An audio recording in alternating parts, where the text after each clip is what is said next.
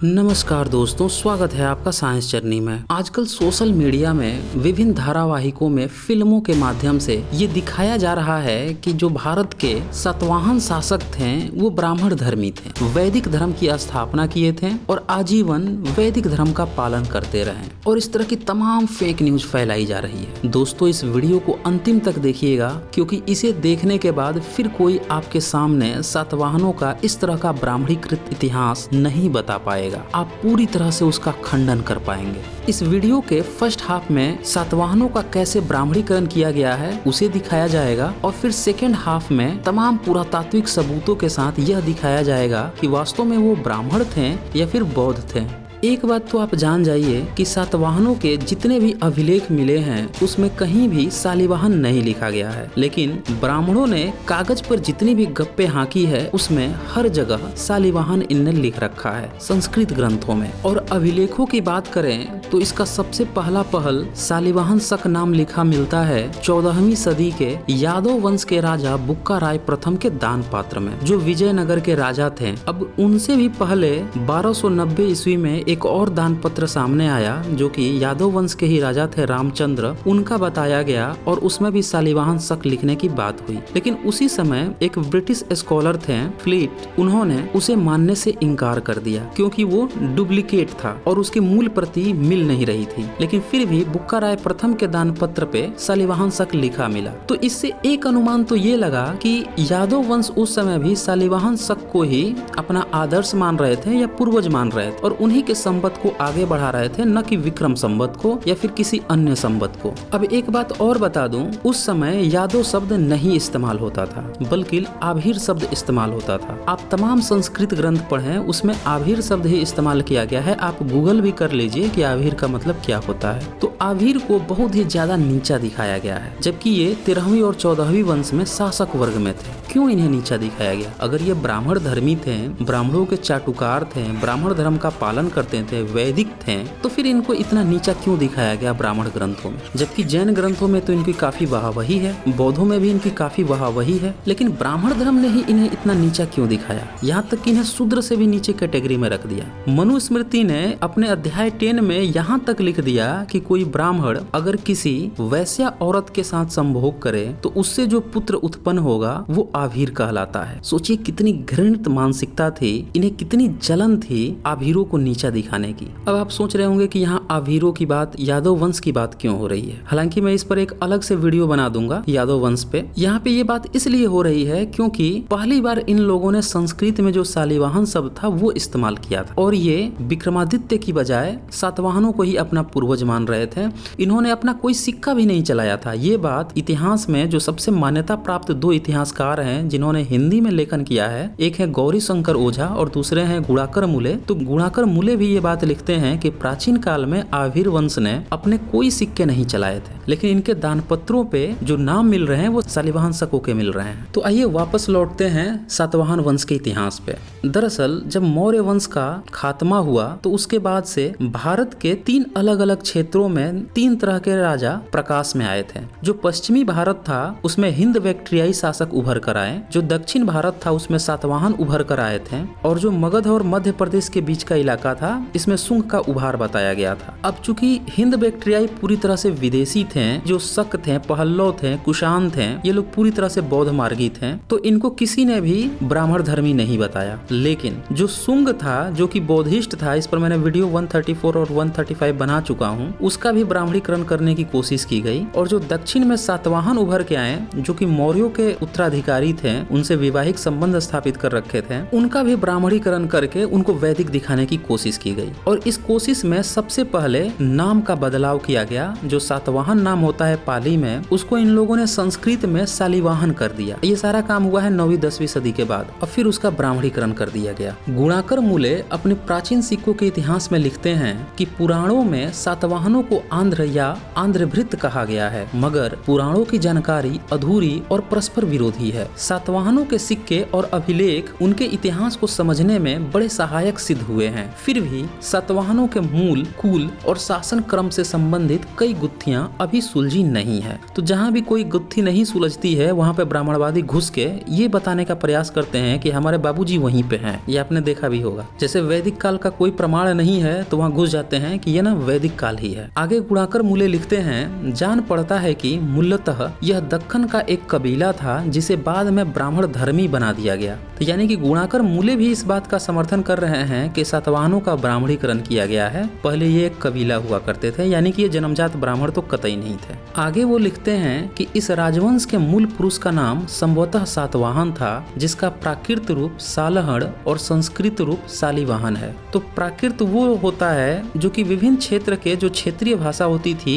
उनका कॉम्बिनेशन होता है, जिसमें सबसे प्रमुख प्राकृत भाषा है वो पाली है। इसमें संस्कृत नहीं होती। अब देखिए सातवाहनों का ब्राह्मणीकरण कब से शुरू होता है। इसकी शुरुआत हो जाती है वात्स्यायन के कामसूत्र से। अब निर्णय सागर प्रेस में जो कामसूत्र छपा है उसका पेज नंबर 145 पर लिखा है, सातकर्णी सातवाहन ने करतरी या कैंची से महादेवी मलयवती को मार दिया था। एक दूसरी पुस्तक है गाथा सप्तशती, जिसको कि 6ठी सदी के बाद की पुस्तक बताया गया है। हालांकि उसका आज तक कोई पांडुलिपि मिला नहीं है, कोई प्रमाण नहीं है, बस हवाबाजी चलती रहती है। तो उस पुस्तक में मलयवती को सातवाहन की पत्नी बताया गया है। अब सातवाहन को उसकी पत्नी का हत्यारा दिखाने का मूल कारण ये था कि जो ब्राह्मणों की किताबें हैं, जैसे काल्पनिक महाभारत है, उसमें भाई भौजाई को ही भरे दरबार में अपने जांग पर नंगा बैठाने का प्रयास करता है और फिर आपस में ही लड़ मरते हैं। ये तो इनका परंपरागत आदत है। ये तो काल्पनिक परशुराम से भी उसकी माँ की हत्या करवा देते हैं, काल्पनिक राम से उसकी गर्भवती बीवी को भी जंगल में छुड़वा देते हैं, जाओ कष्ट में मरो। और आपने उपनिषद सीरीज देखी होगी तो उसमें मैंने दिखाया भी है, कौशिकी ब्राह्मण उपनिषद जो है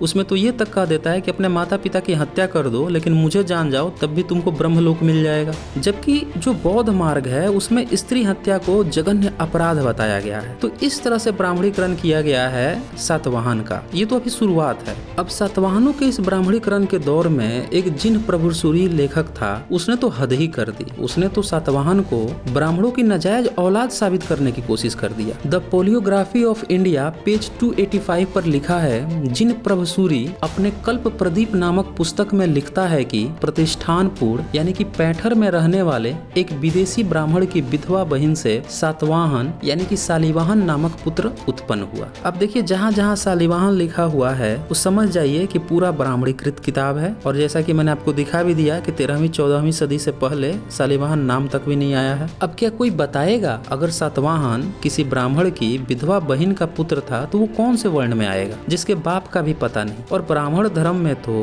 पुत्र का गोत्र और वंश बाप के गोत्र और वंश के अनुसार चलता है। तो यहाँ पे तो बाप का अता पता ही नहीं है। तो सीधी सी बात है कि ब्राह्मण धर्मियों ने सातवाहनों का ब्राह्मणीकरण करने का प्रयास तो किया लेकिन कर नहीं पाए, साबित नहीं कर पा रहे हैं कि वो कैसे ब्राह्मण था। और आप लोगों ने देखा ही होगा कि अकबर के ये इतने बड़े चाटुकार थे मुगल काल में कि जब इन्होंने भविष्य पुराण बाद में लिखा तो उसमें अकबर को पुराने जमाने का ब्राह्मण ठहरा दिया। ये तो इनकी आदत ही है, जिसका भी ब्राह्मणीकरण करना हो उसको पूर्व जन्म में बता दो कि ब्राह्मण था, या फिर उसकी माँ को विधवा बता दो, नीच बता दो, कह दो कि ब्राह्मण नहीं पैदा किया था। अब सोचने वाली बात है कि जिनके बाप दादे भी सातवाहनों को ब्राह्मण नहीं साबित कर पा रहे हैं, ब्राह्मण वर्ण में नहीं साबित कर पा रहे हैं, उनके धूर्त मानसिकता के बच्चे दिन रात ये बेचारे प्रचारित कर रहे हैं कि सातवाहन ब्राह्मण धर्म का था और वैदिक धर्म की स्थापना किया था। अरे मूर्खो, अरे बेवकूफो, थोड़ी सी तो अक्ल इस्तेमाल कर लेते। एक बड़ी अच्छी पुस्तक आई है जिसका नाम है भ्रम का पुलिंदा। ये सम्यक पब्लिकेशन से छपी है और इसमें तमाम पुरातात्विक प्रमाणों के साथ सातवाहनों का जो ब्राह्मणीकरण किया गया है उसका भंडाफोड़ किया गया है। इसके अलावे भी उसमें और भी बहुत सी महत्वपूर्ण जानकारियां हैं जो पूरी तरह से पुरातत्व पर आधारित है और ये पुस्तक हर भारतीय को पढ़ना चाहिए। डिस्क्रिप्शन में मैं कॉन्टेक्ट नंबर दे दूंगा, वहां से आप लोग सम्यक पब्लिकेशन से कॉन्टेक्ट करके भी बुक को मंगा सकते हैं और किंडल वर्जन में तो ये पहले से ही अवेलेबल है। तो अब यहाँ पे एक सवाल खड़ा होता है कि आखिर सातवाहन कौन थे? अगर ये ब्राह्मण नहीं थे तो क्या ये बौद्ध थे? तो भाई इसका सटीक उत्तर जानने के लिए आप उनके कार्यों को देखिए कि सातवाहनों ने अपनी जिंदगी में कौन सी भाषा और लिपि इस्तेमाल की, उन्होंने कौन से मंदिर बनवाए या बौद्ध स्तूप बनवाए, उन्होंने बौद्ध लेनियां बनवाई या फिर ब्राह्मणों के लिए यज्ञ हवन कुंड की फैक्ट्रियां खोली। तो जब आप सारा ये सर्वेक्षण करेंगे तो सच जो है आपके सामने आकर खड़ा हो जाएगा कि भैया मुझे जान लो। आपको सिर्फ और सिर्फ पुरातात्विक प्रमाण देखने हैं। सारा दूध का दूध और पानी का पानी यहीं से हो जाता है। आपको जानकर हैरानी होगी कि जितने भी पुरातात्विक प्रमाण मिले हैं सातवाहनों के, वो सारे के सारे बौद्धों से रिलेटेड है। इन लोगों ने अजंता की गुफाएं बनाई। आज भी चले जाइए महाराष्ट्र में, अजंता गुफा देख आइए, आपको खुद पता चल जाएगा कि वो बौद्धों का है कि ब्राह्मणों का है। अजंता गुफा पूरी तरह से बौद्धों के लिए डेडिकेटेड है। फिर ब्राह्मण धर्मियों ने यह तक दुष्प्रचार फैला दिया कि नाने घाट में ईसा पूर्व का एक शिलालेख मिला है जो सातवाहनों का है और वो संस्कृत में है और उसमें यज्ञ की बात हो रही है, उसमें कृष्ण बलराम का नाम है। और जब आप इसकी जांच करेंगे तो आप पाएंगे कि ये भी पूरी तरह से फेक न्यूज है, क्योंकि ये वो मूर्ख लोग हैं जो अभिलेख में पाली का शब्द होता है उसको संस्कृत की तरह समझने की कोशिश करते हैं और उसको संस्कृत बताने लगते हैं, फिर उसका गलत मीनिंग निकाल लेते हैं और फिर प्रोपेगेंडा चलाते हैं। भ्रम के पुलिंदा के लेखक राजीव पटेल जी सातवाहनों के सिक्के पर लिखे शब्द तथा उसका देवनागरी रूपांतरण दिखाते हुए लिखते हैं कि उस पे लिखा है रिने गौतमी पुतस श्री सात कनिस। अभी देखिए पाली अभिलेख है जो धम्म लिपि में लिखा हुआ है। भाई ये संस्कृत है, देख लीजिए ध्यान से, मूल रूप भी देख लीजिए, पढ़ लीजिए अगर धम्म लिपि पढ़ने आता हो तो। इसी तरह से नाने घाट के अभिलेख पे भी सातवाहनों का जो प्रथम राजा सिमुक का नाम आता है और वो भी अपने नाम को पाली प्राकृत में ही लिखवाता है। उस पे लिखा है राया सिमुक सातवाहनो श्रीमतो। भाई ये संस्कृत में क्यों नहीं लिखा रहा है? इसका जो मूल धम्म लिपि है पढ़ लीजिए अगर पढ़ने आता हो तो। ये संस्कृत में लिखा है कि पाली प्राकृत में लिखा है। अब यही नाने घाट का जो अभिलेख है जिस पर कृष्ण और बलराम का प्रचार बताया जा रहा है, वास्तव में वो कृष्ण बलराम उस पर लिखा ही नहीं है। उस पे लिखा है कसन वासुदेव, जो कि धम्म लिपि और पाली भाषा में है। आपको जानकर हैरानी होगी कि सातवाहनों का जो प्रथम शासक था सिमुक, उसके दो पुत्र थे। एक का नाम था कणो जिसको कसन भी कहा गया और दूसरे का नाम था सातवाहन और ये पाली में नाम है। जब बौद्ध जातक कथा आप पढ़ेंगे, कणो जातक कथा, तो हिंदी में उसी को ट्रांसलेट करके ये लोग लिखेंगे कृष्ण जातक कथा। तो भाई यही कणो या कसन को इन लोगों ने संस्कृत में कृष्ण बना दिया और सातवाहन को सतकर्णी या शालिवाहन लिख लिया। अब ये देखिए कि सातवाहन शासक है सिमु, उसके बेटे का नाम है कसन या कणो, और 13वीं 14वीं के यादव शासक या आभीर शासक इसी शालिवाहन को अपने पूर्वज की तरह इस्तेमाल कर रहे थे। तो इनका पूर्वज ये कसन होना चाहिए था, सातवाहनों का कसन या सातवाहनों का कणो। लेकिन ब्राह्मणों की धूर्तता देखिए कि जो घत जातक कथा है बौद्धों की जिसमें वासुदेव नाम है, जो जैनियों का हरिवंश पुराण है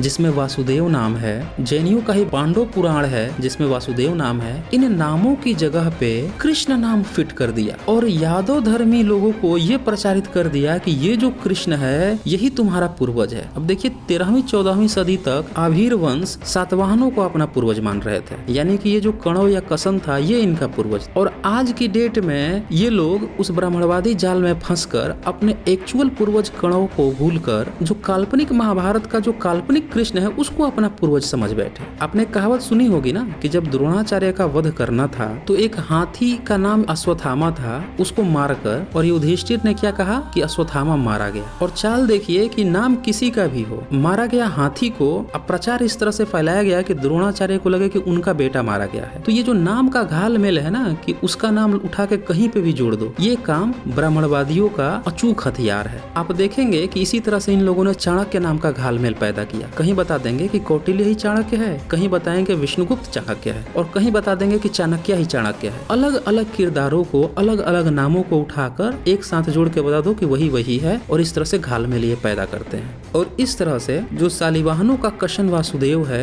उसकी जगह पे कृष्ण और बलराम का झुनझुना थमा दिया गया है और वो लोग इस घालमेल को पहचान ही नहीं पा रहे हैं। और कुछ फेसबुकिया और छुटवैया तो इसी कसन वासुदेव को महाभारत से जोड़ते फिर रहे हैं। तो आप समझ सकते हैं कि ये ब्राह्मणवादी धूर्त इतने गिरे हुए नीच मानसिकता के लोग हैं जो कहीं की मिट्टी, कहीं का रोड़ा, कहीं से उठाया, कहीं पे भी जोड़ा और बोल दिया कि यही हमारा रामायण है, यही हमारा महाभारत है, यही हमारे महापुरुष हैं। अब यही नहीं, अब जो सातवाहन थे उन्होंने अपने स्तूपों पे भी नाम लिखवाए हैं। वहाँ पे लिखवाया है श्री जातक कड़िस। भाई यहाँ पे जो श्री नाम है ये श्री भी पाली में है सीरी और उसका संस्कारित करके अब संस्कृत में श्री हो गया है, जिसको आप देखे होंगे कि आज भी साउथ में बहुत सारे लोग अपने नाम के आगे श्री लगाते हैं, जैसे श्रीदेवी, श्रीधर, श्रीनिवासन। अब सवाल ये है कि अगर सातवाहन ब्राह्मण धर्म का पालन कर रहे होते हैं तो इनके सारे अभिलेख सिक्के सब संस्कृत में होने चाहिए थे। इन्हें तो लेनिया बनवाने ही नहीं चाहिए थे, बौद्ध स्तूप बनवाने ही नहीं चाहिए थे। इनने जो सिक्के चलाए उस पर प्रतीक चिन्ह भी बौद्ध वाले हैं, जैसे चैत्य, और आप जानते हैं कि बौद्ध मार्ग में चैत्य कितना प्रमुख चिन्ह है। फिर इनने अपने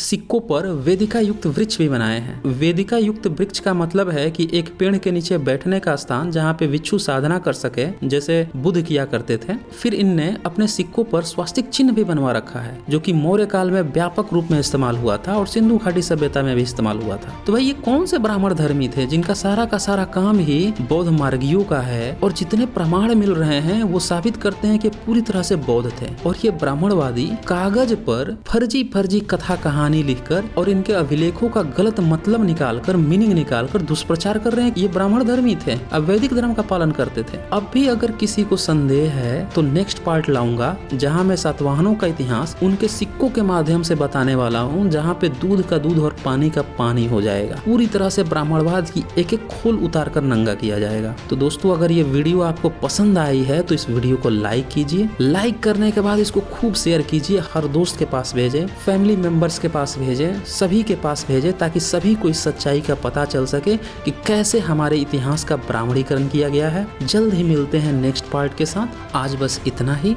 धन्यवाद।